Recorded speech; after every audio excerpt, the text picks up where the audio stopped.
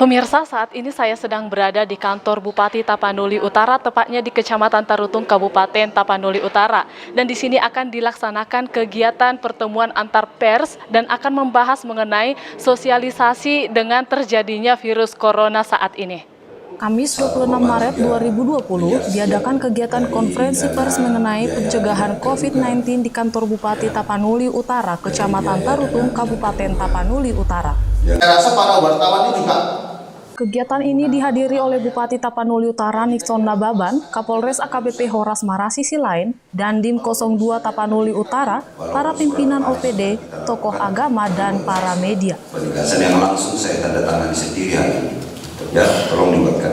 Oke, atau kita berikan kesempatan dulu kepada tokoh agama, baru nanti sembari bertanya. Gimana? Kegiatan diawali dengan bimbingan dan kesepakatan mengenai COVID-19 oleh Bupati Tapanuli Utara Nixon Nababan. Beliau menyampaikan persoalan wabah saat ini dapat diselesaikan oleh bangsa dan dunia, khususnya Tapanuli Utara. Kita berharap bahwa persoalan wabah global, wabah yang sekarang kita hadapi bersama-sama, yang tidak melihat usia, tidak melihat jenis kelamin, tidak melihat jabatan, tidak melihat agamanya apa, sukunya apa. Ini wabah ini betul-betul sangat membutuhkan, ya. Tapi saya yakin dengan kebersamaan kita semua dan doa kita bersama, saya yakin masalah yang kita hadapi ini bisa diselesaikan oleh bangsa, dunia, dan secara khusus Tapanuli. Dilanjut dengan Dandim 02 Tapanuli Utara yang mencontohkan negara Cina yang cepat penanganan COVID-19 dibanding dengan Italia yang penanganannya lambat. Beliau menghimbau agar seluruh masyarakat satu visi dan satu gerakan dalam mengantisipasi COVID-19, serta menghimbau kepada para media agar memberikan berita fakta terutama mengenai COVID-19 dan tidak terjadi di daerah pelosok-pelosok, khususnya di Tapanuli Utara. Dan akhirnya ya kemungkinan akan normal kembali. Tapi sebaliknya kita bisa lihat di Italia. Ini penanganannya cukup terlambat. Kemudian efeknya sampai dengan sekarang sudah berapa ribu pasien yang masih dalam penanganan yang tidak bisa diselesaikan oleh dinas kesehatannya Italia. Jadi sini saya jelaskan, kalau kita membandingkan dengan negara kita yang memang secara ekonomi ya kita jauh di bawah Italia. Kemudian secara sumber daya manusia juga sangat jauh dengan Italia. Dengan posisi seperti saat ini, kita sangat rentan atau sangat rawan kalau kita tidak bertindak tegas.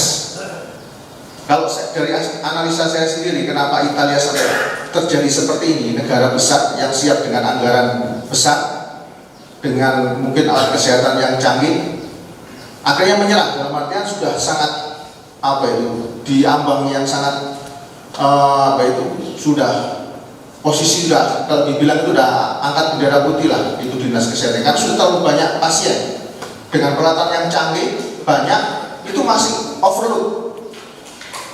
Dan saya tidak membayangkan kalau itu terjadi sama negara kita dengan alat kesehatan yang terbatas, dengan nantinya ya moga-moga tidak terjadi dengan pasien yang semakin banyak. Saya yakin lebih parah lagi efeknya. Untuk itu saya ingatkan kepada seluruh rekan-rekan yang hadir termasuk saya, kita harus satu visi, satu kata. Tidak ada di sini yang kita saling ini berbuat ini, yang satunya mengomentari, satu berbuat ini, enggak. Kita harus satu gerakan. Kalau memang ini tidak boleh, tidak boleh. Kemudian bimbingan dan arahan dari Kapolres AKBP yang menyampaikan agar sama-sama untuk tidak menjelekkan satu dengan yang lain. Beliau berharap agar sama-sama bergandengan tangan dalam menangani hal ini dan saling mendukung serta menyadarkan masyarakat bahayanya COVID-19 dan memberi perubahan kepada masyarakat agar menghindari keramaian untuk menghindari penyebaran COVID-19. Mobil water cannonnya Polri tetap saja dikritik. Dia bilang, betul nggak itu disinfektan? Tak air kok gitu. entah Sigion yang dimasukkan ke situ. Aku bilang kok kurang kerjaan tidak Sigion masuk ke situ.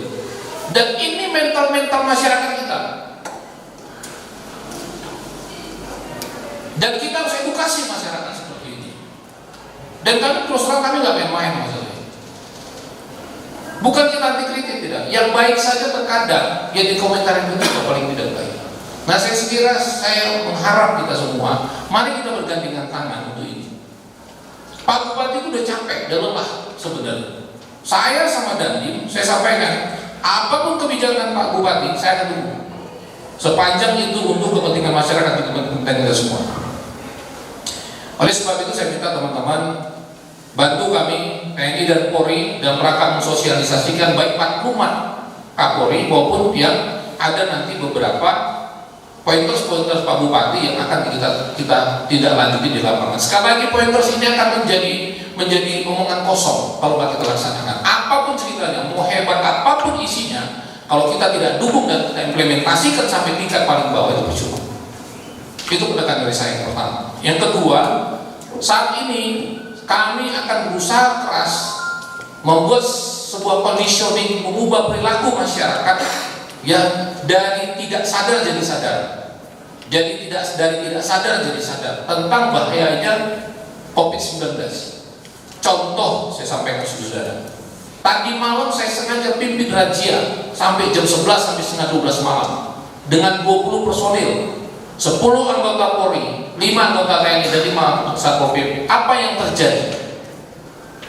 Dan saya juga bersikap bukan hanya untuk masyarakat. Anggota saya ada di sana kemarin itu nongkrong di situ. Saya bubarkan, saya suruh propam untuk periksa. Ngapain mereka kumpul-kumpul situ? Pakai sepeda motor polisi. Kita sudah bubarkan, dia malah melaksanakan. Dan saya tidak tegas. Dan ini tidak hanya berlaku buat kami, buat masyarakat, tapi berlaku juga buat ke dalam. Alangkah tidak eloknya kalau kami menindak masyarakat, sedangkan bila anggota kami bersalah, kami tidak dan sekarang kita periksa propam. Kegiatan dilanjut dengan pembacaan Uspida Tapanuli Utara oleh Bupati Tapanuli Utara mengenai penanganan COVID-19. Beliau menghimbau kepada seluruh masyarakat jika ada menemukan tanda-tanda terkena penyebaran virus COVID-19 di Tapanuli Utara, agar segera menghubungi call center layanan kesehatan 0852 6203 1922 dan untuk sumbangan ke posko-posko Tapanuli Utara melalui 3200 2040 176400 atas nama gugus tugas percepatan COVID-19. Beliau juga menyampaikan untuk saat ini data ODP di Tapanuli Utara sebanyak 68 orang, isolasi 27 orang, dan 1 orang dikirim ke Adam Malik. Mudah-mudahan takut zero positif corona. Amin. Amin. Ya. Tapi kalau hal terbaik itu harus terjadi, ini tidak ada cerita lagi memang takut harus kita lockdown. Sekali lagi ini saya nyatakan, saya akan lakukan lockdown di Taput kalau sudah ada warga Taput terbukti positif corona, dan akan melaksanakan pemeriksaan kesehatan menyeluruh semuanya sehingga tidak berkembang. Nah, soal ada di kabupaten lain itu masih dugaan, belum. Jadi ada begini, mungkin ini juga sebagai masukan buat teman-teman. Bila ada kita duga di rumah sakit Tarutung suspek, itu mesti kita kabarkan ke Adam Malik. Setelah Adam Malik memeriksa, Adam Malik mengirimkan lagi ke pusat. Pusat yang berhak menyatakan itu positif apa tidak. Litbang. Kalau saya punya usul, lengkapilah rumah sakit rujukan alat untuk menentukan positif atau tidak. Ini mohon sampaikan teman-teman wartawan biar dibaca oleh pusat. Ya, kalau begini mekanismenya, iya kalau bisa dalam jangka waktu 1 jam. Ini kalau sampai lewat hari, coba kita bayangkan. Ya, lihat saudara-saudara semua.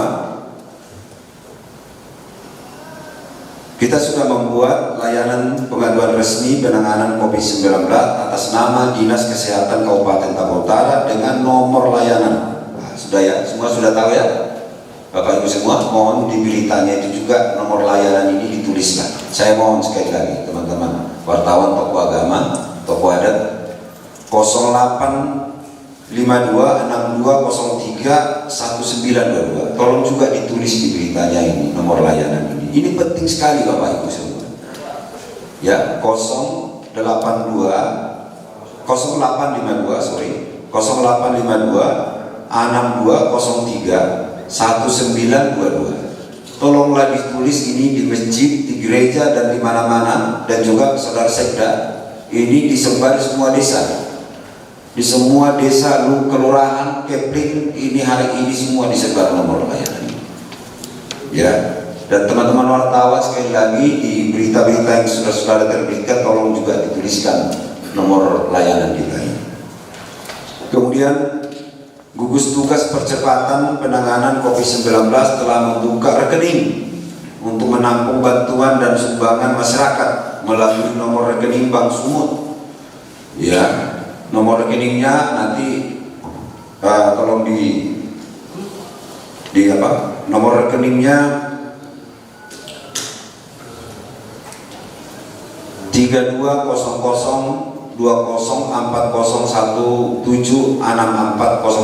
atas nama Gugus Tugas Percepatan Penanganan COVID-19, dan untuk sumbangan berupa barang dapat disampaikan melalui posko COVID-19 Kabupaten Tabora Utara. Kegiatan ini diakhiri dengan sesi diskusi mengenai COVID-19 dan berdoa bersama. Mungkin harus ketemu dan berbicara hal ini. Kenapa? Kemarin Dari kantor Bupati Tapanuli Utara, Toba TV melaporkan. terjadi